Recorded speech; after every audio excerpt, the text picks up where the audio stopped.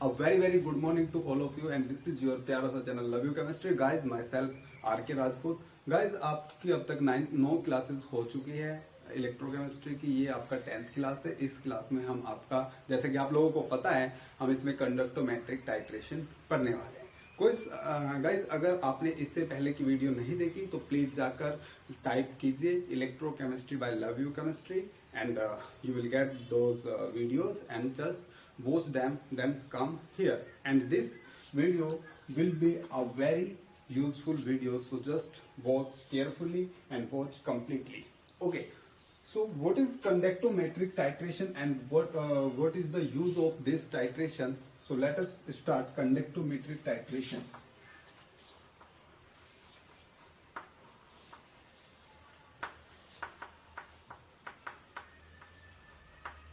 So guys इस video से पहले मैं आप लोगों को सजेस्ट करूंगा, आप प्लीज पहले वाले वीडियोस देख लीजिए, ऊपर आई बटन पे क्लिक कीजिए और वहां पे आपको वो वीडियोस मिल जाएगी।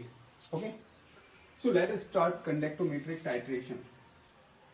सो गाइज जैसे कि हमने अपना 11th 10th क्लासेस में प्रैक्टिकल्स में कुछ टाइट्रेशन की थी। दो titrations are generally we have one burette and one canonical flask. हम क्या करते थे, केमिकल फ्लास्क में अपना लेट से मुझे कराना है NaOH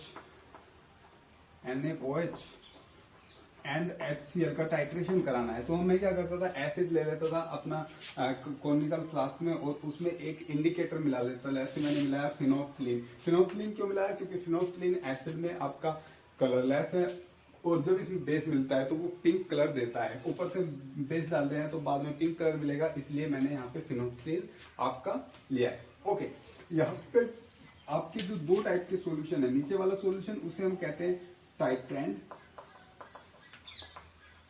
एंड जो आपका ऊपर वाला सॉल्यूशन है जो आपका ब्यूरेट में है उसे हम कहते हैं टाइट्रेंट। ये आपका टाइट्रेंट, ये आपका titrant.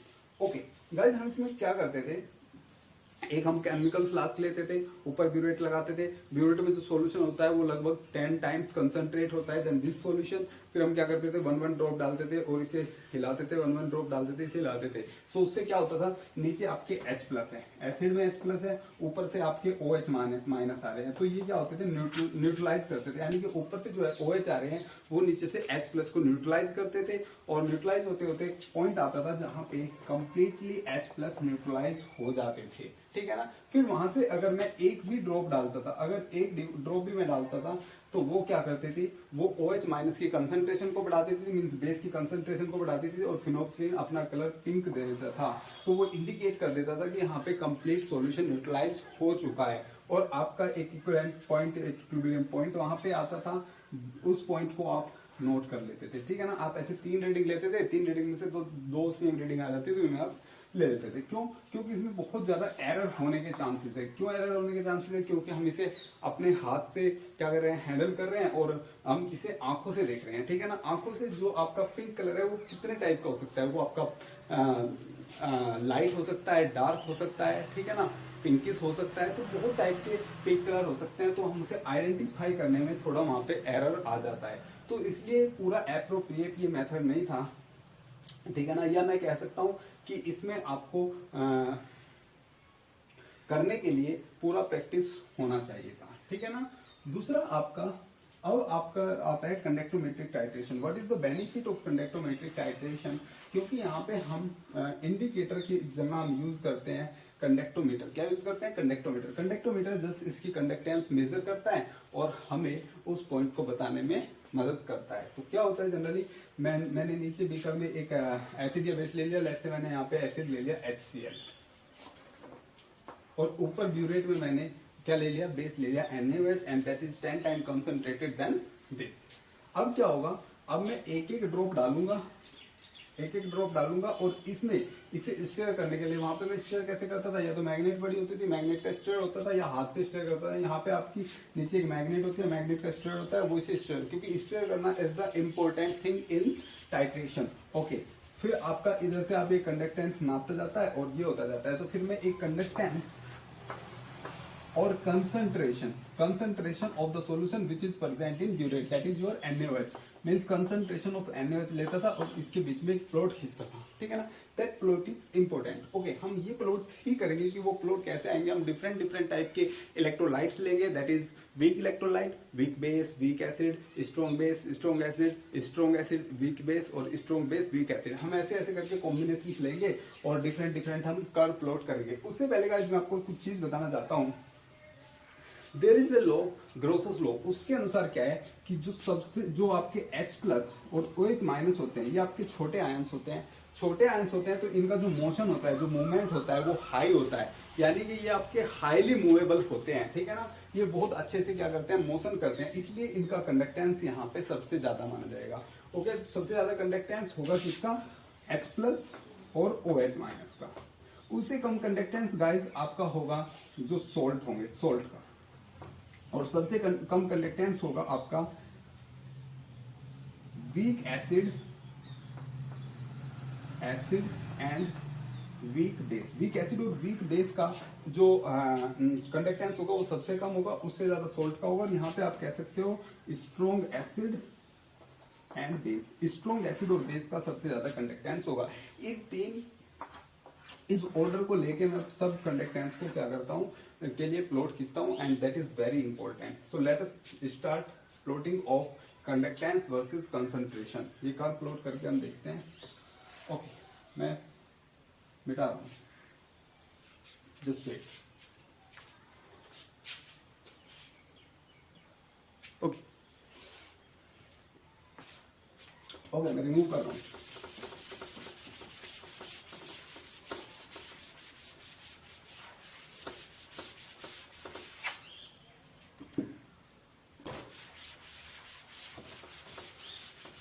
So guys, let us start first case, and that is your strong acid, strong base. Means आपका जो टाइट्रेंट है और जो टाइट्रेंट है बोथ क्या है, स्ट्रॉन्ग है। So first case is strong acid versus strong base. Guys, इसका एक एग्जांपल, बहुत सिंपल सा एग्जांपल है, that is your HCl versus NaOH। Means आप HCl और NaOH का क्या करा रहे हो, टाइट्रेशन करा रहे हो। तो गाइस इधर आपका कोई ये आपका पोर्ट होगा, इस पोर्ट में 2 इलेक्ट्रोड लगे होंगे।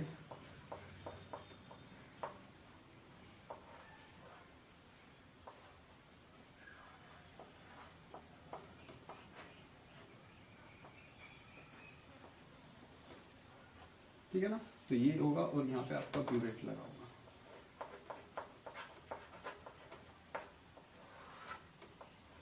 मैं जस्ट ऐसे रफली बना रहा हूँ, यहाँ पे आपका ब्यूरेट होगा। ब्यूरेट में जो आपका टाइट्रेंट होता है उसका कंसंट्रेशन 10 टाइम्स में लेता हूँ। 10 टाइम्स क्यों लेता हूँ, क्योंकि अगर मैंने यहाँ पे आपका डाइल्यूट सॉल्यूशन ले लिया तो मुझे बहुत सारा लिक्विड चाहिएगा, मीन्स 2-3 ब्यूरेट लगेंगे और आपका टाइट्रेशन अच्छा नहीं होगा। अगर आपने 10 टाइम्स लिया तो आप 1-1 ड्रॉप डालोगे और थोड़े से लिक्विड में ही आपका, थोड़े से टाइट्रेंट में ही आपका काम चल जाएगा।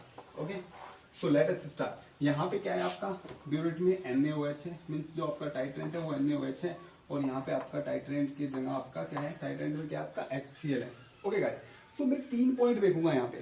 First point is before titration, okay, before titration. Second point is during titration, and third point is after titration. Okay, ये 3 पॉइंट देखूंगा। तो मैं कहता हूं before titration, before titration. Okay, before titration क्या होगा, आपका जो नीचे बीकर है उस बीकर में ओनली HCl होगा। ओके गाइस, वहां पे अभी तक मैंने NaCl NaOH ऐड नहीं किया, ओनली क्या होगा, HCl होगा। जब ओनली HCl होगा तो यहाँ पे मैं प्लॉट करता हूँ, ये आपका कंडक्टेंस है और ये आपका कंसंट्रेशन है ऑफ NaOH, क्योंकि ऊपर NaOH है। ओके, जब ओनली HCl होगा, सो HCl is a strong electrolyte, H+ उसमें प्रेजेंट है, कंसंट्रेशन कंडक्टेंस बहुत ज्यादा होगा, तो स्टार्टिंग में जो कंडक्टेंस होगा वो ज्यादा होगा।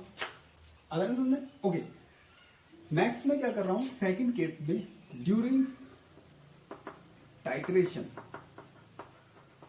ड्यूरिंग टाइट्रेशन में क्या कर रहा हूं, HCl में NaOH मिला रहा हूँ, क्या मिला रहा हूँ, HCl में ड्रॉप वाइज NaOH मिला रहा हूँ, तो ये क्या बनाएगा, सोल्ट बनाएगा NaCl प्लस वाटर, मीन्स आपका न्यूट्रलाइजेशन रिएक्शन स्टार्ट हो जाएगा। ओके, देखो अब यहाँ पे क्या हो रहा है, जो H प्लस है उसे OH माइनस न्यूट्रल करने लग रहा है, यानी कि आपका number of H plus decrease होने लग रहा है सॉल्यूशन में, तो कंडक्टिविटी क्या होगा, डिक्रीज होगा। बट यहाँ रख सकते हैं कंडक्टिविटी क्या होगा, डिक्रीज। एक टाइम आएगा कि ये टोटली जो NaOH होगा, जो टोटली OH माइनस होगा, वो H पॉजिटिव को क्या कर देगा, न्यूट्रलाइज, यानी कि that is your after titration. After titration में क्या होगा, complete solution NaCl plus H2 में बदल जाएगा, यानी कि कंप्लीटली न्यूट्रलाइज हो जाएगा। तो यहाँ पे आपका एक भी H प्लस सॉल्यूशन में अब नहीं होगा, ना OH माइनस होगा, ठीक है ना। तो यहाँ पे क्या होगा, आपकी जो कंडक्टेंस है वो मिनिमम आ जाएगी, लेकिन जीरो नहीं जाएगी, ये बात याद रखना, जीरो नहीं जाएगी। क्यों नहीं जाएगी जीरो, कोई सोचेगा कि H प्लस खत्म हो गया तो जीरो जानी चाहिए, जीरो इसलिए नहीं जाएगी क्योंकि यहाँ पे साल्ट का फॉर्मेशन होगा। और मैंने बताया एसिड, जो आपके स्ट्रॉन्ग एसिड और बेस है, उनसे नीचे जो कंडक्टेंस आती है वो सोल्ट की आती है, तो यहाँ पे सोल्ट की वजह से कुछ कंडक्टेंस होगी, ठीक है ना। तो यहाँ पे एक कंडक्टेंस पे आके ये रुक जाएगा। Got it. अब ध्यान से देखो, अब मैं क्या करूंगा, अब अगर मैं इसमें एक भी ड्रॉप NaOH की और डालूंगा, ठीक है ना, मैं NaOH और डालूंगा, अगर मैं और NaOH इसमें डालूंगा तो इसमें न्यूट्रलाइज होने के लिए कुछ बचा नहीं है, तो क्या होगा, अब यहाँ पे OH की कंसंट्रेशन बढ़ने लगेगी। समझ में आया, पहले तो OH यूज हो रहे थे H प्लस की कंसंट्रेशन को डिक्रीज करने में, बाद में OH क्या हो रहे हैं, OH की कंसंट्रेशन बढ़ रही है। अब OH की कंसंट्रेशन बढ़ेगी तो कंडक्टेंस फिर से इंक्रीज होनी स्टार्ट हो जाएगी। तो आपको एक इस टाइप का प्लॉट मिलेगा स्ट्रॉन्ग बेस और स्ट्रॉन्ग एसिड के केस में, जब दोनों इलेक्ट्रोलाइट स्ट्रॉन्ग है, ठीक है ना। और ये पॉइंट आपका क्या कहलाएगा, दैट इक्विवेलेंट पॉइंट कहलाएगा, और आपका जो भी आप इसे कहते हो, ठीक है ना। आया यहाँ तक समझ में, कोई दिक्कत नहीं। जनरली अगर मैं बात करूं एक्सपेरिमेंटली, ये प्लॉट बिल्कुल ऐसा साफ नहीं आता है, ये प्लॉट ऐसा आता है, ठीक है ना। तो मैं क्या करता हूं, इस प्लॉट को यहां से थोड़ा एक्स्ट्रापोलेट कर देता हूं, और एक्स्ट्रापोलेट करके ये पॉइंट निकाल देता हूं, इसमें इक्विवेलेंट पॉइंट का। कोई दिक्कत नहीं ना, ओके, समझ आया। तो ये था आपका titration of strong acid versus strong base. तो और ये हो जाएगा आपका NaOH का वॉल्यूम जिसपे ये पॉइंट आया है, ठीक है ना। तो इस वॉल्यूम को मुझे मेजर करना है। Got it, okay. So the second case is, note कर लो, ओके, मिटा दो। सेकंड केस इज, इस बार मैं क्या करता हूं, इस बार मैं HCl को ऊपर ले लेता हूं, NaOH के नीचे ले लेता हूं और HCl को ऊपर, दोनों स्ट्रॉन्ग है इस बार भी। बस मैंने क्या किया, HCl को ऊपर ले लिया और NaOH को नीचे ले लिया। जब मैं HCl को ऊपर लूंगा, NaOH को नीचे लूंगा, तो बिफोर टाइट्रेशन क्या होगा, बिफोर टाइट्रेशन इसमें ओनली NaOH होगा। NaOH में क्या है, OH माइनस है, तो फिर से कंडक्टेंस क्या होगी, हाई होगी। कंडक्टेंस क्या होगी, फिर से हाई होगी, ठीक है ना। और जैसे ही ड्यूरिंग टाइट्रेशन में क्या होगा, NaOH में आके क्या मिलेगा, HCl मिलेगा। जो NaOH है उसमें क्या मिलेगा, HCl मिलेगा, यानी कि जो यहाँ से H प्लस आ रहा है वो OH माइनस को न्यूट्रलाइज करेगा, तो कंडक्टेंस फिर से डिक्रीज होगी और एक पॉइंट तक डिक्रीज होगी। यानी कि आफ्टर टाइट्रेशन क्या होगा, after titration completely H plus and OH minus, यानी कि कंप्लीटली OH माइनस क्या हो जाएंगे, न्यूट्रलाइज हो जाएंगे। तो उसके बाद में यहाँ पे एक मिनिमम कंडक्टेंस आ जाएगी, मिनिमम होगी लेकिन जीरो नहीं होगी। क्यों, क्योंकि आपका सोल्ट यहाँ पे प्रेजेंट है, सोल्ट की भी कुछ ना कुछ कंडक्टेंस होती है। फिर क्या होगा, फिर से आप इसमें अगर आप OH डालोगे तो फिर से कंडक्टेंस बढ़नी स्टार्ट होगी। तो सेम कर्व आएगा इसके लिए भी, अगर आप HCl या तो ऊपर ले लो या नीचे ले लो। अगर दोनों स्ट्रॉन्ग है तो ये प्लॉट आपका आता है, ऐसे A B C, कोई दिक्कत नहीं ना। चलो मैं यहाँ पे लिख लेता हूँ first case, strong acid strong base का क्या आता है, ये केस, ठीक है ना। सेकंड केस में मैं गाइस क्या करता हूँ, just wait, okay, there was some noise coming from outside, so I paused the video. Okay, let us start again. Second case is, let's say now I am taking one thing is strong, titan is strong or titan is strong, एक strong ले लेता हूँ और दूसरा weak ले लेता हूँ. Let's say strong acid, weak base. इस बार जो मैंने टाइट्रेट लिया, ब्यूरेट में लिया, वो वीक बेस में लिया, और जो मेरा नीचे है टाइट्रेट में है वो क्या है, स्ट्रॉन्ग एसिड है। तो मैं देख लेता हूँ, यानी कि नीचे क्या है, स्ट्रॉन्ग एसिड है, नीचे मेरा strong acid that is your HCl, और ऊपर जो मेरा बेस है, base is your weak base that is let's say your NH4OH। So guys यहां तक समझना है, okay. Let us start. Before titration क्या होगा, फिर से बिफोर टाइट्रेशन अगर मैं देखूं, इधर मेरा कंडक्टेंस है, इधर कंसंट्रेशन ऑफ व्हाट, NH4OH, ठीक है ना। तो सबसे पहले कंडक्टेंस क्या होगा, क्योंकि आपका स्ट्रॉन्ग एसिड प्रेजेंट है स्टार्टिंग में HCl, तो कंडक्टेंस हाई होगा, तो लेट्स से यहाँ पे कंडक्टेंस होगा, गॉट इट। अब उसके बाद में ड्यूरिंग टाइट्रेशन पे क्या होगा, HCl में मैं मिला रहा हूँ NH4OH। जब NH4OH में इसमें मिलाऊंगा तो वो इसे NH4Cl प्लस वाटर में चेंज करेगा, मीन्स सॉल्ट बनेगा और वाटर बनेगा, मीन्स NH4OH, OH माइनस क्या कर रहा है, H प्लस को न्यूट्रलाइज कर रहा है, तो फिर से कंडक्टेंस डिक्रीज होगा। ओके, कंडक्टेंस डिक्रीज हो गया। उसके बाद में क्या होगा, आफ्टर टाइट्रेशन क्या होगा, after titration completely H plus neutralise हो जाएगा, और यहाँ पे आपका सोल्ट मिलेगा आपको NH4Cl प्लस वाटर, मीन्स आपको कंप्लीटली न्यूट्रलाइज सॉल्यूशन यहाँ पे मिल गया। तो जो कंडक्टेंस होगी वो क्या होगी, मिनिमम होगी, ठीक है ना, लेकिन जीरो जाएगी क्योंकि सोल्ट बन रहा है। इसके बाद में अब मैं और अगर NH4OH डालूंगा, तो गाइज आप देख रहे होगे NH4OH इज अ वीक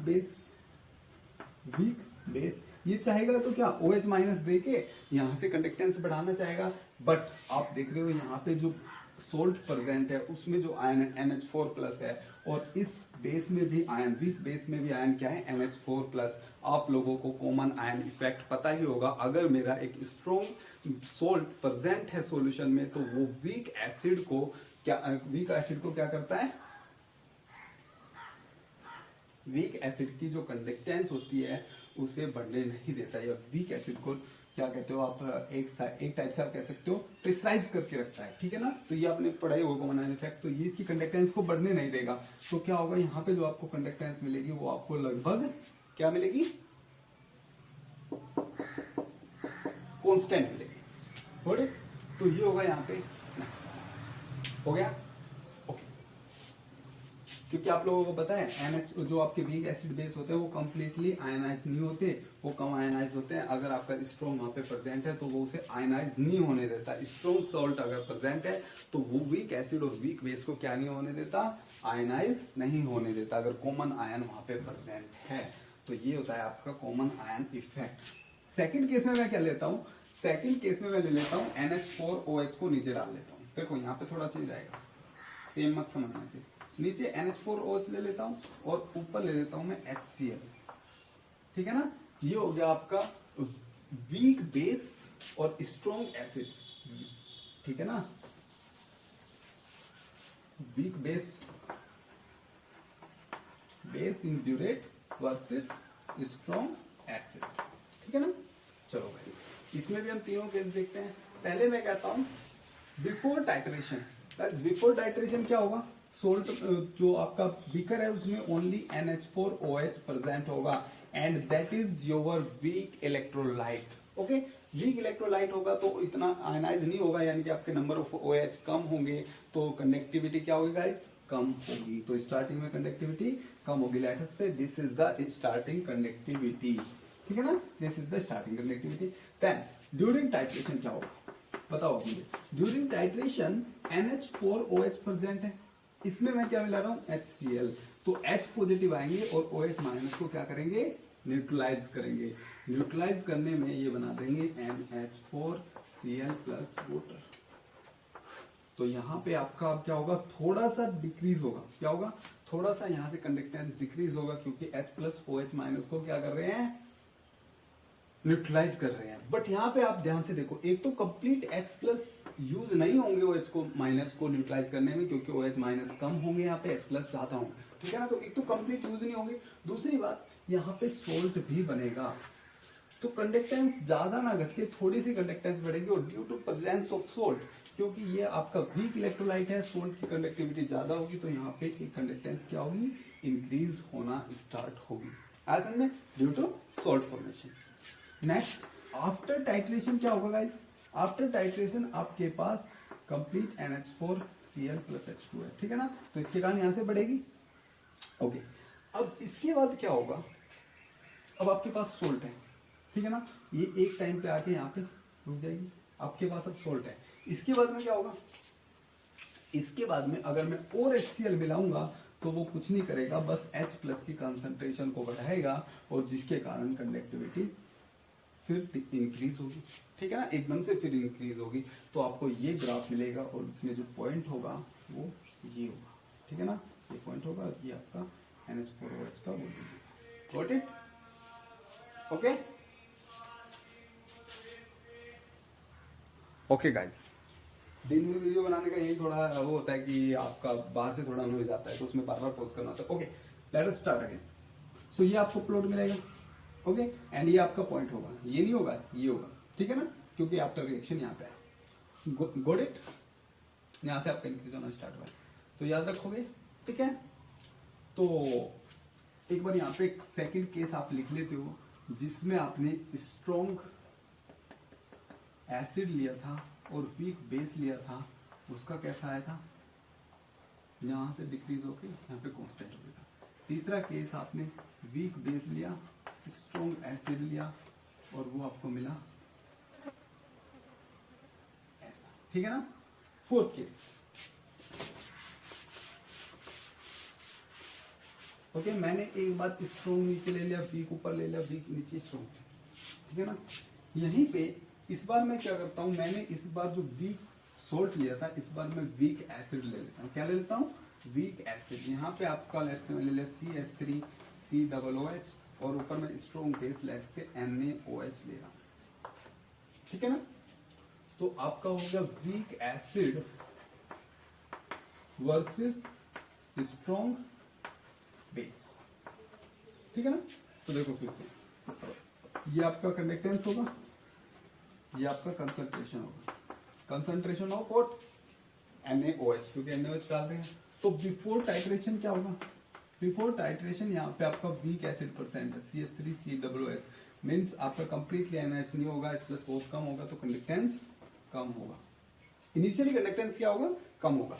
फिर आपका ड्यूरिंग टाइट्रेशन CH3COOH NaOH से मिलेगा और बना लेगा CH3COONA प्लस वाटर। ओके, इससे थोड़ा सा कंडक्टेंस थोड़ा सा घटेगा, फिर कंडक्टेंस इंक्रीज होगा due to salt formation. And in last क्या होगा, ध्यान से देखो,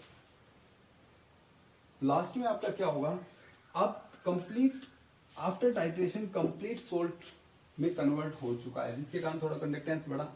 लेकिन बाद में क्या होगा, अगर आप फिर से NaOH मिलाओगे तो OH वो क्या करेगा, ओनली OH का कंसंट्रेशन बढ़ाएगा, जिसके कारण आपका ग्राफ बढ़ेगा। तो फोर्थ केस में आ गया वीक एसिड स्ट्रॉन्ग बेस, ये भी आपका सेम, ठीक है ना। मैं नेक्स्ट केस लेता हूं, इस बार इन दोनों को मैं चेंज कर लेता हूं, वीक एसिड को ऊपर ले लेता हूं टाइट्रेंट में CH3COOH और स्ट्रॉन्ग बेस को NaOH को नीचे ले लेता हूं। ध्यान से देखो गाइस, इस बार आपका केस उल्टा हो गया, ठीक है ना।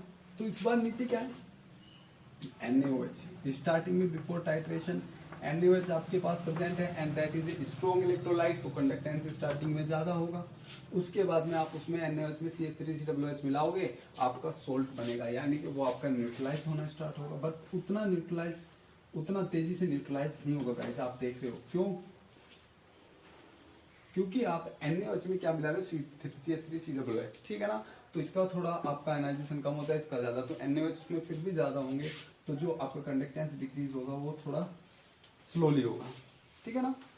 उसके बाद में क्या होगा, उसके बाद में आफ्टर रिएक्शन ये आपका कंप्लीटली सोल्ट में बदल जाएगा और वो आपके यहाँ पे एक पॉइंट मिलेगा आपको, ठीक है ना। उसके बाद में अगर आप फिर से CH3COOH इसमें डालोगे, लास्ट में आपका कंप्लीट सोल्ट मिल गया, अब आप CH3COOH डाल रहे हो, तो अब आपका उसमें ओनली वीक एसिड प्रेजेंट होगा। क्या प्रेजेंट होगा, ओनली वीक एसिड, और आपके पास सॉल्यूशन में पहले से ही सोल्ट है। क्या है? सोल्ट। सोल्ट अगर आप देख रहे हो सोल्ट में और एसिड में सेम आयन है, इसमें भी CH3COO नेगेटिव, इसमें भी CH3COO नेगेटिव। तो due to common ion effect यहाँ पे जो कंडक्टेंस होगी वो क्या हो जाएगी? कांस्टेंट हो जाएगी। ठीक है ना? तो fifth case, strong base weak acid में क्या होगा? आपको ये मिलेगा। ठीक है ना? Got it? समझ में आ रहा है ना? ओके। नेक्स्ट केस में मैं क्या करता हूँ, दोनों को वीक ले लेता हूँ। मैंने दोनों स्ट्रॉन्ग ले लिए, एक स्ट्रॉन्ग एक वीक ले लिया। ठीक है ना? ऐसे सब कर लिया। नेक्स्ट केस में दोनों को वीक ले लेता हूँ। यहाँ पे मैं ले लेता हूँ NH4 OH, और यहाँ पे मैं ले लेता हूँ एसिटिक एसिड CH3 COOH। इस बार दोनों वीक है गाइस, ध्यान से देखना। तो मैं कहता हूँ वीक एसिड वीक बेस। ठीक है? तो स्टार्टिंग में क्या होगा? स्टार्टिंग में बिफोर टाइट्रेशन क्या होगा? आपका यहाँ पे ओनली CH3COOH प्रेजेंट होगा, that is your weak acid. तो ये कंडक्टेंस, ये कंसंट्रेशन आपका ओनली वीक एसिड प्रेजेंट है, तो कंसंट्रेशन कंडक्टेंस कम होगा। ड्यूरिंग टाइट्रेशन आप उसमें NH4OH मिलाओगे, CH3COOH प्लस NH4OH। जब आप मिलाओगे तो आपका सोल्ट बनेगा CH3COO NH4 प्लस वाटर, तो सोल्ट बनेगा। ठीक है ना? तो कंडक्टेंस क्या होगा? थोड़ी देर के लिए कंडक्टेंस डिक्रीज होगा, but due to the formation of salt conductance क्या होगा? इंक्रीज होगा। ठीक है ना? फिर आप अगर बाद में सोल्ट मिलाओगे, बाद में और NH4OH मिलाओगे, तो due to the common ion effect फिर से ये क्या हो जाएगा? कांस्टेंट हो जाएगा। तो आपको कुछ इस टाइप का प्लॉट मिलेगा। ओके, कोड इट, नोट कर लो।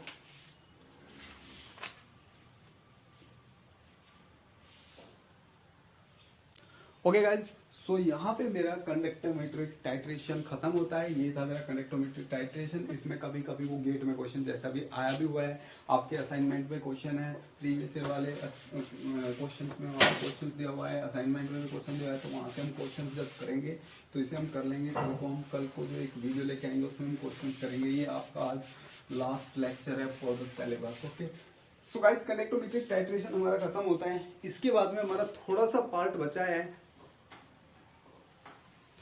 बचा है, that is your activity and activity coefficient. So that is important part. Activity and activity coefficient. So guys मैं यहाँ पे एक्टिविटी और एक्टिविटी कोफिशिएंट पे, और आपका जो बोल रहा है एक्टिविटी कोफिशिएंट है, ठीक है ना, उसमें थोड़ा डेप्थ में नहीं जाने वाला आपको, क्योंकि यहाँ से एक दो क्वेश्चन आ जाता है। ठीक है ना, आपका असाइनमेंट में भी क्वेश्चन है, इसलिए मैं आपको बता रहा हूँ, ज्यादा डेप्थ में जाने वाला नहीं हूँ। बस थोड़ा सा मैं आपको पहले एक्टिविटी का फील दिलाता हूँ, क्या होता है आपका एक्टिविटी। ओके गाइज, ध्यान से देखो।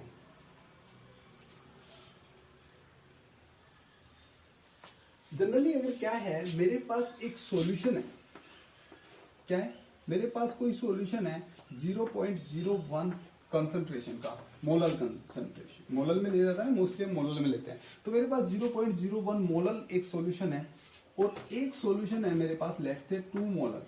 कितना मोलर है? 2 मोलर। ओके, एक सॉल्यूशन लेट से मेरे पास है 4 मोलर। मैं यहाँ से आपको बस थोड़ा सा रिव्यू दे रहा हूँ। तो देखो क्या होगा, और भी थोड़ा सा दे रहा हूँ। यहाँ पे देखो क्या होगा, जब यहाँ से मैंने कंडक्टेंस मेजर किया इसका, तो कंडक्टेंस आपका आया लेट से x, ठीक है ना। और जब यहाँ से मैंने कंडक्टेंस मेजर किया तो कंडक्टेंस आया लेट से y, और यहाँ से कंडक्टेंस मेजर किया, कंडक्टेंस आया z। या आप कोई नंबर ले लेता हूँ, ये नंबर एग्जैक्टली सेम नहीं होगा, ठीक है ना, बट मैं ले लेता हूँ। लेट से यहाँ से जो आपका कंडक्टेंस आया वो कंडक्टेंस 1 वोल्ट आ गया लेट से, ठीक है ना। और यहाँ से जो कंडक्टेंस आया वो कंडक्टेंस आपका 1 वोल्ट आया। आप कहोगे 1 वोल्ट कैसे आया, ये तो आपका 2 मोलर है, इसमें तो ज्यादा आना चाहिए, अभी देखेंगे हम। और यहाँ से जो कंडक्टेंस आया वो 10 वोल्ट आया। ऐसा क्यों है गाइस? ये आपका 2 मोलर है, ज्यादा इसमें आयंस प्रेजेंट होंगे, ज्यादा आयंस प्रेजेंट होंगे तो ज्यादा कंडक्टेंस होना चाहिए। पर देखो गाइस यहाँ पे क्या होता है, यहाँ पे आपके कम आयंस होंगे, आयंस कम होंगे तो कैटायन और एनायन के बीच में बहुत ज्यादा गैप होगा, गैप बहुत ज्यादा होगा, डाइल्यूशन ज्यादा होगा, तो उनके बीच में इंटरेक्शन कम होगा, इंटरेक्शन कम होगा तो लेट से मैंने इधर पॉजिटिव वाला इलेक्ट्रोड लगाया है, इधर नेगेटिव लगाया है, तो क्या होगा, पॉजिटिव जल्दी से नेगेटिव की ओर जाएगा और इसकी ओर जाएगा पॉजिटिव की ओर। सो क्या होगा, आपका कंडक्टेंस आपको अच्छा मिलेगा, अच्छा खासा कंडक्टेंस मिलेगा, दैट इज योर 1 वोल्ट आपको मिला। सेकेंड केस में क्या होगा, 2 मोलार है, बहुत ज्यादा कंसंट्रेशन है, तो आपके जो पॉजिटिव और नेगेटिव आयन होंगे वो बहुत पास पास होंगे, ठीक है ना, बहुत पास पास होंगे। तो गाइस यहाँ पे एक फिनोमेना आ जाता है आपका, that is attraction between opposite charge. यहाँ पे अपोजिट चार्ज के बीच में जो अट्रैक्शन है वो क्या कर जाता है, ओवरकम कर जाता है, और जिसके कारण आपका कंडक्टेंस जो ज्यादा आना चाहिए था इससे, क्योंकि इससे बहुत ये आप इससे ज्यादा कंसंट्रेशन है तो ज्यादा आना चाहिए था, ह्यूज कंसंट्रेशन, लेकिन क्या हो जाता है वो डिक्रीज होके और वो आपको 1 वोल्ट ही मिलता है, ठीक है ना। तीसरे केस में क्या होता है, तीसरे केस में कंसंट्रेशन मैंने बहुत ही ज्यादा ले लिया, 4 मोलर ले लिया, 4 मोलर ले लिया, तो वहां पे क्या होगा, वहां पे आपका जो आयंस होंगे पॉजिटिव नेगेटिव सब आयंस बहुत पास पास होंगे, ठीक है ना।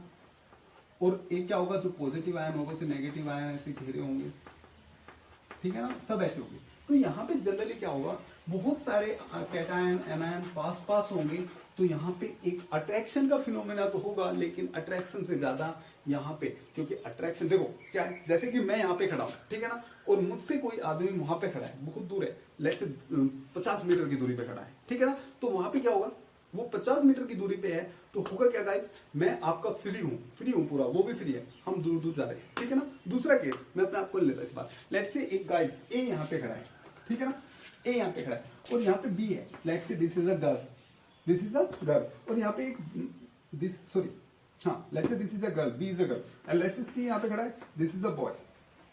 सो क्या होगा, और ए इज बॉय, सो ये बॉय क्या होगा, इधर ना जाने के बजाय रिपेल करेगा यहाँ से और ये इधर अट्रैक्ट होगा। सो सेकंड केस आपका ये है।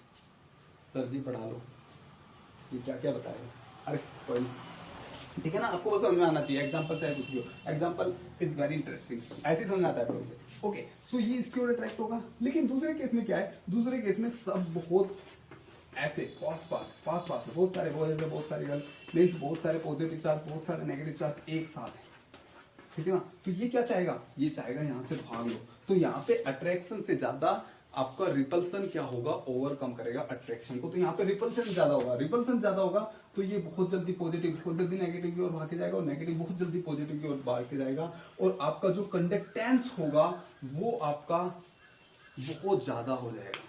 कंडक्टेंस क्या हो जाएगा आपका, बहुत ज्यादा होगा, एक्सेप्शनली हाई हो जाएगा, यहाँ पे कंडक्टेंस एक्सेप्शनली लो हो जाएगा, और यहाँ पे आपका कंडक्टेंस आपको ठीक ठाक मिल रहा है, ठीक है ना। तो ये दो केस होते हैं, एक्सेप्शनली हाई और एक्सेप्शनली लो। गाइज अब यहाँ पे कंसंट्रेशन तो ज्यादा है, लेकिन कंडक्टेंस आपको कम मिल रही है, यहाँ पे कंसंट्रेशन इतनी भी ज्यादा नहीं है, लेकिन आपको कंडक्टेंस बहुत ज्यादा हाई मिल गई। ऐसा बिहेव कर रहा है जैसे कि यहाँ पे आपका 50-60 मोला लो, तो ऐसा हो क्यों रहा है, तो this is due to activity. तो सब कुछ कंसंट्रेशन ही नहीं होता, जैसे कि मैं कहता हूं मेरा जो चैनल है उस पे लेट्स से सब्सक्राइबर है 115, सब्सक्राइबर कितने हैं 115 है, और वहां पे व्यूज आते हैं 20, 30, 40, 80, बस इतना ही आता है, ठीक है ना। तो इसका मतलब उसमें से 80, 20, 30 इतने ही एक्टिव है, बाकी सब अनएक्टिव है, ठीक है ना। तो वो कंसंट्रेशन है, वो मेरा वहां पे जो कंसंट्रेशन परसेंट है वो है, और ये जितना उसमें से एक्टिव है, ठीक है ना। लेकिन कहीं कहीं पे अनएक्सेप्शनली ये केस तो हो गया ये, ठीक है ना। किसी किसी पे ऐसा होता है कि एक ही आपका सब्सक्राइबर है और वो ही आपका एक ही आपका व्यूअर है, तो मीन्स आपका ये वाला केस है। दूसरे केस में मेरा वाला केस होगा। तीसरे केस में जो आपके बड़े बड़े यूट्यूबर्स हैं, बड़े बड़े यूट्यूबर्स क्या करते हैं गाइस, वहां पे होता क्या है, वहां पे आप देखते हो सब्सक्राइबर्स भाई साहब 1K है और व्यूज आपके 5K है। तो ऐसा क्यों, मीन्स जितना आपका कंसंट्रेशन है उससे भी ज्यादा वो एक्सेप्शनली अनएक्सेप्शनल वो क्या कर रहा है, वहां पे कंडक्टिविटी शो कर रहा है। मीन्स आपके सब्सक्राइबर कम है, व्यूज ज्यादा है, तो इसका मतलब आपके एक्टिव पीपल्स वहां पे ज्यादा है, मीन्स एक्टिविटी ज्यादा है। तो activity is different from concentration. आप समझते हो ना, कभी कभी आप कहते हो कि नहीं यहाँ पे फॉर्मूले में मैं कंसंट्रेशन लिखता हूँ, लेकिन वहां पे कंसंट्रेशन नहीं एक्टिविटी होता है। देखते हैं कैसे एक्टिविटी यूज होता है। तो एक्टिविटी और कंसंट्रेशन में आपको डिफरेंस समझ में आया। आपने 12th क्लास में भी एक्टिविटी पढ़ी होगी और कंसंट्रेशन पढ़ी होगी, आपने वहां पे पढ़ा था कि इनमें डिफरेंस क्या होता है, एक्टिव मास आपने पढ़ा था ना, तो समझ में आया होगा, आई थिंक आपको समझ में आया होगा। ये होती है आपकी एक्टिविटी। ओके, एंड एक्टिविटी को मैं रिप्रेजेंट करता हूं ए से। किससे रिप्रेजेंट करता हूं? ए से, स्मॉल ए। तो गाइस ध्यान से देखना, थोड़ा यहाँ पे फॉर्मूलाज आएंगे, वो फॉर्मूलाज आपको ध्यान से देखने। अब देखो, जो एक्टिविटी होता है वो डायरेक्टली प्रोपोर्शनल होता है कंसंट्रेशन के, and that concentration is molality, that is molality. तो activity is directly proportional to molality, got it. And अगर मैं यहां से डायरेक्टली प्रोपोर्शनल का साइन हटाऊंगा, यहाँ पे इक्वल लाऊंगा, तो एक डायरेक्ट प्रोपोर्शनल कांस्टेंट यहाँ पे आ जाएगा, that is your gamma, and this is called, this is what, this is called activity coefficient, activity coefficient, got it. This is your activity coefficient. Just wait, मैं एक बार pen ले आता हूँ, चौक ले आता हूँ।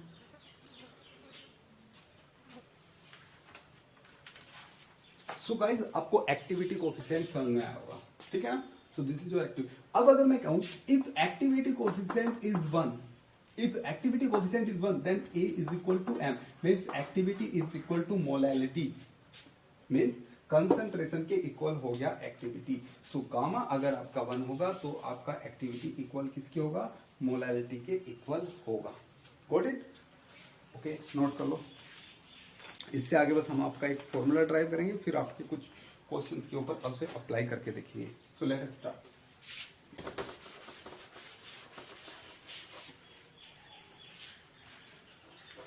ओके, मैं कहता हूं मेरे पास है एम एक्स और एक्स एम वाई प्लस,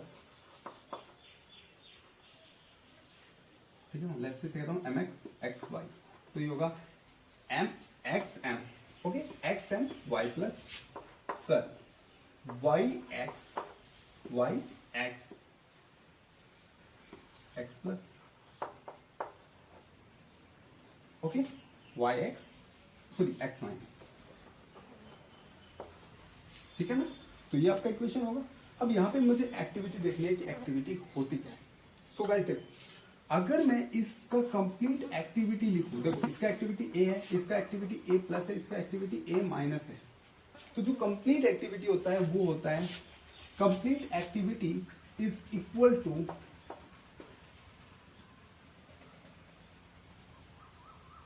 क्या होता है activity? Let's just wait, pause करो, मैंने अभी बताया आपको एक्टिविटी। ओके, मैं इसको आपको एक एग्जांपल से समझाता हूँ, एक सिंपल एग्जांपल से, फिर हम आपका जनरल फॉर्मूला बाद में ड्राइव कर लेंगे। मैं आपको सिंपल एग्जांपल लेके समझाता हूँ। That is your NaCl, let's say it is Na plus Cl minus, the activity of this A and the activity of this A plus and activity of this is A minus. Then what is A? A is equal to A plus into, so A is equal to क्या होगा?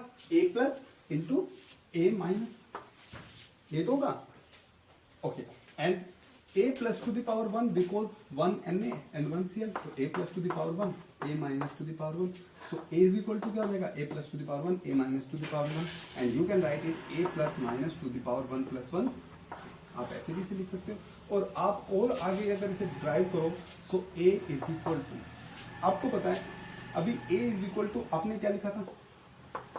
Gamma M, तो यहाँ पे आप लिख सकते हो gamma plus M to the power 1, gamma minus M to the power 1। M दोनों के लिए सिमिलर होगा क्योंकि एक से आ रहा है, इसका जो कंसंट्रेशन होगा वो इनका होगा, ठीक है ना, जो मोलालिटी होगा। तो आपको ये मिल जाएगा gamma plus to the power 1, gamma minus to the power 1 और M to the power 1 plus 1 2, ये हो जाएगा आपका gamma plus minus to the power 1 plus 1 2 और M to the power 2, ठीक है ना। And this is called mean activity coefficient, mean activity coefficient, ठीक है ना। क्या होगा ये? Mean activity coefficient. And this A is called mean ionic activity, mean ionic activity. So guys यहां तक समझ में आया? ये मीन आयनिक एक्टिविटी और ये होगा आपका मीन आयनिक एक्टिविटी कोएफिशिएंट। कोई दिक्कत नहीं ना। ओके, मैं आपका जनरल फॉर्मूला यहां से ड्राइव करता हूं। सो लेट्स से आपके पास है एम एक्स, ये यहां पे कहता हूं एम ए एक्स बी, ये आपका डिवाइड हो, ये आपका जो सॉरी आयनाइज होगा A M B plus plus B X A minus, यही तो होगा। ओके, इसके लिए जो एक्टिविटी कोफिशिएंट होगा वो ए होगा। इसके लिए कितना होगा, देखो ए से डिनोट नहीं करता क्योंकि यहाँ पे गड़बड़ हो जाएगी, इसे मैं कर देता हूँ एन एम, ठीक है ना। तो एन एम प्लस और एन माइनस, और ये हो जाएगा एम, ये हो जाएगा एम। ध्यान से देखो आप, तो ये क्या हो जाएगा आपका A plus to the power N, कोई प्रॉब्लम नहीं। यहां पे क्या आ जाएगा आपका ओके, और यहां पे जो कंसंट्रेशन होगा, सॉरी पहले मैं कंसंट्रेशन देख लेता हूं। अगर इसका कंसंट्रेशन ए है तो इसका कंसंट्रेशन एन ही होगा, इसका कंसंट्रेशन एन ए होगा। ये note concentration that is activity, ये होगा। ऐसे तो करते हो ओके। इससे बाद में जब आप ए लिखोगे तो ए इज इक्वल टू हो जाएगा N A to the power N, और ये क्या हो जाएगा M A, this is A plus this is A minus M A to the power N. So ये हो जाएगा N to the power N A plus to the power N M to the power M A minus to the power N. और you can write it N, A plus को आप लिख सकते हो gamma plus M, M is molarity, ठीक है। Let's say I am writing it M prime, जिससे कि इन दोनों में डिफरेंस नहीं होगा, ठीक है ना। तो M prime to the power M, and this one is what M A minus को लिख सकते हैं gamma minus M prime to the power M. Okay got it. या आप एक काम करो, इसे आप एम प्राइम लिख लो, ठीक है ना, जिससे कि आपको कोई प्रॉब्लम नहीं होगा। और इस वाले को आप एम लिख लो क्योंकि आपका मोलारिटी है। ओके, इसे आप एम, कोई दिक्कत नहीं ना। ओके, अगर और आप सोल्व करोगे तो हो जाएगा N to the power N gamma plus to the power N M to the power N, ठीक है। ये हो जाएगा M prime to the power M prime gamma minus to the power M prime M to the power M prime. Got it. Okay, ये आपका क्या आ जाएगा, ध्यान से देखो N to the power N M prime to the power M prime और M to the power M prime. Okay, अब M to the power M prime और ये इसे बाद में यहां तक समझना है। अब गामा को मैं लिख सकता हूं गामा प्लस और माइनस को gamma plus minus to the power N plus N, और M to the power M to the power M prime. So ये हो जाएगा M to the power N plus M prime, ठीक है ना। सो यहां से ये फॉर्मूला रहेगा। या आप इसे ऐसे भी लिख सकते हो, अगर आप x मानो तो x to the power x, y to the power y, और gamma plus minus to the power x plus y और m to the power x plus y। कोई दिक्कत अगर आप इन्हें कोफिशिएंट को x और y मानो, ठीक है ना। तो हो जाएगा x to the power x, y to the power y, gamma plus minus to the power x plus y और gamma m to the power x plus y। ये आपका फाइनल फॉर्मूला आ जाता है। Got it? So फॉर्मूला क्या आ गया, a is equal to x to the power x, y to the power y, gamma plus minus to the power x plus y और m to the power x plus y। जहां पे gamma plus minus क्या है, mean आयनिक activity coefficient है, और ये आपका mean आयनिक activity है। कोई दिक्कत, ओके हो जाएगा, ठीक है ना। अब हम बहुत सारे एग्जाम्पल लेंगे और एग्जाम्पल से इन्हें कैलकुलेट करके देखते हैं। एक दो एग्जाम्पल लेते हैं, कैलकुलेट करके देखते हैं, फिर उसके बाद में हम आयनिक स्ट्रेंथ पढ़ेंगे, ठीक है ना। जैसे कि मैं एक एग्जाम्पल ले लेता हूँ MgCl2। सो ये होगा आपका Mg2 प्लस 2Cl माइनस। यहां से आप एक्टिविटी जब लिखोगे तो क्या लिखोगे,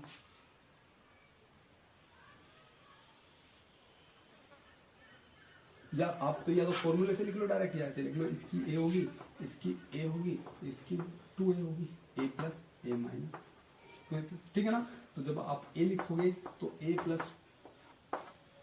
और इसे लिखोगे 2a minus to the power 2, तो ये आएगा आपका a to the power a plus to the power 1, 4 to the power 2 to the power 2, a minus to the power 2, so याद आएगा आपका, या यहाँ पे 1 टू द पावर 1 हो जाएगा, सो याद आएगा 2 to the power 2, 4 a plus minus to the power 1 plus 2, 3। या आप ऐसे भी कर सकते हो, फिर से देखो एक्स वाई कितना है यहाँ पे, x is 1, y is 2, x और y ये कोफिशिएंट होते हैं, x is 1, y is 2, so फॉर्मूले से a इज इक्वल टू जाएगा x to the power x 1 to the power 1 into y to the power y 2 to the power 2 into gamma plus minus to the power x plus y 1 plus 2 और m to the power just wait bike आ रही है, okay guys, सो यहाँ तक समझना है।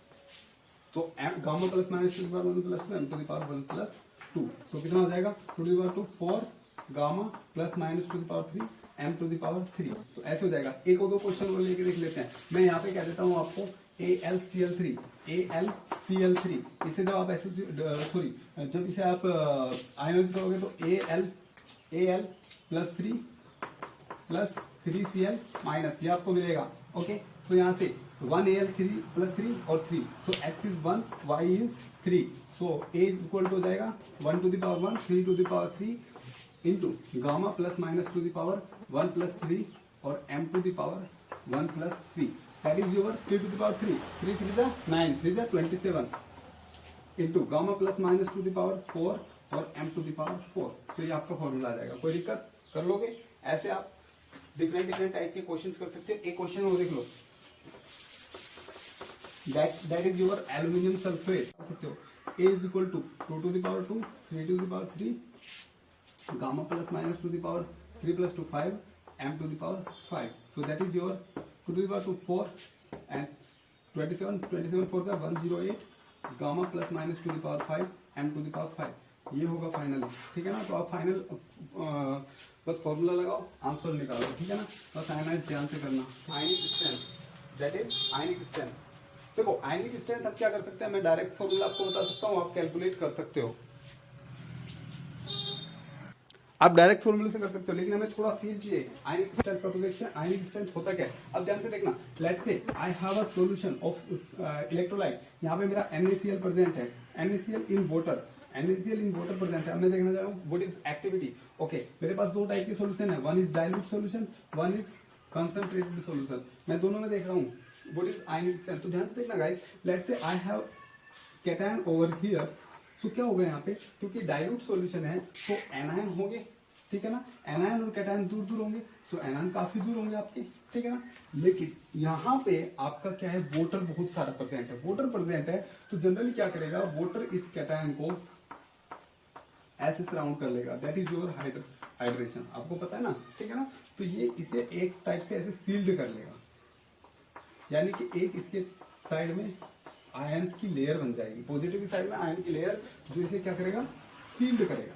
But यहाँ पे sealed कौन करेगा, वाटर सील्ड करेगा, एक आध नेगेटिव चार्ज आ जाएगा। लेकिन अगर मैं केस में करूँ बात कंसंट्रेटेड सॉल्यूशन की, तो वहां पे पॉजिटिव आयन और नेगेटिव आयन पास पास होते हैं, तो मोस्टली जो नेगेटिव आयन होते हैं प्रोबेबली वो ही इसे सील्ड किए होते हैं ऐसे, और एक आधा यहाँ पे वाटर मॉलिक्यूल भी आ जाता है, ठीक है ना। यहाँ पे तो मोस्टली वाटर मॉलिक्यूल ने सील्ड किया था, तो ये यहाँ पे सील्ड हो गया, ओके, आया समझे। और ये shielding he is called ionic strength. Means अब सील्डिंग होने के बाद अब अगर जो आयन्स होंगे, ये एक आयन है, दूसरा एक आयन होगा, ठीक है ना, दूसरा एक आयन होगा, इनके बीच में जो अट्रैक्शन होगा that is called ionic strength. तो आयनिक स्ट्रेंथ का फील आया होगा, मैं फिर से बताता हूँ। इलेक्ट्रोलाइट के सॉल्यूशन में आपका जो आयन्स होंगे वो क्या करते हैं, तो अपने काउंटर आयन को सील्ड कर लेते हैं, और सील्ड करने के बाद में उनकी आयनिक स्ट्रेंथ, उनका जो आपका स्ट्रेंथ होगा to attract the different type of counter ion, that is called ionic strength. And the formula, and to calculate the ionic strength, the formula is I is equal to half summation of mi. I is your ith component and then z I square. So here m is the mass of ith component and Z is the or mass, or you can say sorry this is the concentration, okay, and this is the charge of that ith compound. अब हम इसे कुछ compounds पे लगा के देख लेते हैं, ठीक है ना, सोल्व करके देख लेते हैं। जैसे कि मैं बात करता हूँ NaCl की, NaCl क्या देगा, Na plus Cl minus, 1 Na plus 1 Cl minus, the amount of this is M, this is M and this is also M, okay. Formula लगाओ, फॉर्मूला क्या होगा, फॉर्मूला होगा हाफ, ओके। पहले Na प्लस है, क्या होता है, समेशन ऑफ Mi Zi का square, so Mi of Na plus is M Zi का square, the charge on this is +1 to the power 1, ठीक है ना, plus for this is also M, then 1 to the power 2 is 1, so this is 2M by 2, that is M, got it। एक और ले लेते हैं MgCl2, ये आएगा आपका Mg2 plus 2 Cl minus, this is called one uni electrolyte, uni means one charge for this and one charge for this, one charge है ना दोनों पे, this is called 2 1, यानी कि bi uni solution, bi means इसके ऊपर 2 positive charge है, इसके ऊपर 1 चार्ज है, ठीक है ना, तो बाई यूनिट, जैसे कि आपका AlCl3 होता है, ठीक है ना, AlCl3, इसके ऊपर 3 पॉजिटिव, इसके ऊपर 1, तो ये होगा 3 1, ठीक है ना। तो ऐसे डिफरेंट टाइप के सॉल्यूशन होते हैं, उनके लिए आप कैलकुलेट कर सकते हो। इसके लिए आपको आयनिक स्ट्रेंथ कैलकुलेट करनी है, तो आयनिक स्ट्रेंथ क्या होगी, half, okay. What is M for this is M, okay, and charge for this 2 to the power 2, okay, plus what is M for this is 2M and -1 to the power 1, sorry 2, तो ये जाएगा 1, -1 to the power 2 होगा ना, तो 1 हो जाएगा, तो आ जाएगा आपका 4M plus 2M, 4M plus 2M is 6M, 6M by 2 means answer आ जाएगा 3M। आप ऐसे किसी आयन के लिए भी कैलकुलेट कर सकते हो। आयनिक स्ट्रेंथ कभी कभी वो दे देता है, आपका वैल्यूज दे देता है, मास की वैल्यू दे देता है, ठीक है ना, और आपसे क्या निकलवा लेता है, आयनिक स्ट्रेंथ निकलवा देता है, ठीक है ना। सो गाइस, आज के लिए बस इतना ही। आपने आज क्या क्या देखा, आपने सबसे पहले कंडक्टोमेट्रिक टाइट्रेशन देखी, that is very important, and उसके बाद में आपने एक्टिविटी देखी, एक्टिविटी के बाद में आपने मीन एक्टिविटी और मीन एक्टिविटी कोएफिशिएंट्स देखे, उनके क्वेश्चंस आपने देखा भी होगा, असाइनमेंट में बहुत सारे हैं, असाइनमेंट में क्वेश्चन प्रेजेंट है, और कभी कभी वो क्वेश्चन पूछ भी लेता है नेट और गेट वाला, इसलिए मैंने यहाँ पे आपको बता दिया, ठीक है ना। ज्यादा इंपॉर्टेंट टॉपिक नहीं है, फॉर्मूला आप याद रखोगे तो भी आप क्वेश्चन कर जाओगे, इसलिए मैंने इतनी जल्दी बता दिया है, ठीक है ना। उसके बाद में आयनिक स्ट्रेंथ, तो यहाँ पर गाइस आपका इलेक्ट्रोकेमिस्ट्री का कंप्लीट सिलेबस आज खत्म होता है, ठीक है ना। अब आपका एक क्लास और लगेगा जिसमें हम आपके सभी क्वेश्चंस कराएंगे, पूरे असाइनमेंट और पूरे प्रीवियस ईयर के क्वेश्चंस कराएंगे, that class will be tomorrow, ठीक है ना। सो गाइस, आपको मैं फिर से कह रहा हूं कि मैं आपको रिकमेंड करता हूं, आप प्लीज पहले वाला वीडियो देखो, जिससे कि आपको अच्छे से समझ में आएगा। वीडियोस बहुत ही अच्छे हैं, आप जस्ट आई बटन पे क्लिक करना और वहां पे आपको वीडियोस मिल जाएंगे, प्लेलिस्ट मिल जाएगी, ओके। और मैं कहना चाहूंगा, आपका बायो इनऑर्गेनिक का वीडियो भी पहले अपलोड हो चुका है, बायो इनऑर्गेनिक देख सकते हो, पॉलीमर देख सकते हो, ठीक है ना। और हमने 1-2 वीडियो जो अपलोड की थी, वो की थी किसका, कि हाउ टू क्रैक CSIR और how to make strategy for cracking CSIR और गेट, ठीक है ना। तो प्लीज लाइक एंड सब्सक्राइब, जिससे कि ये वीडियो आपको सबसे पहले मिल सके और ये वीडियो नीडेड पीपल के पास जा सके। सो बाय बाय।